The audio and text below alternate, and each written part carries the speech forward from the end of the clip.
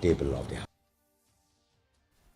Hadian baladon ke Jingkiew dor jong ki mar ki mata ka baken thop ki jhur ka sarkar Jylla ka Bthah ya baro ki deputy commissioner ban Myntri biang ya ki district monitoring committee ban Khmih ya ke Jingkiew dor ki mar ki mata na kapor cha kapor u Symbud Myntri Rangbah ke Jylla uba preston tensong ulaong ba ka sarkar Jylla ka ai jingmut ba baro ki district monitoring committee on hab ban Myntri biang om tang ha ki district Henry ha ke Jylla ru kumjo.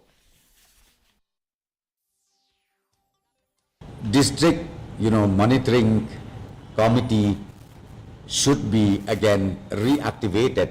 Not only the district, even the state level monitoring price committee should also be reactivated.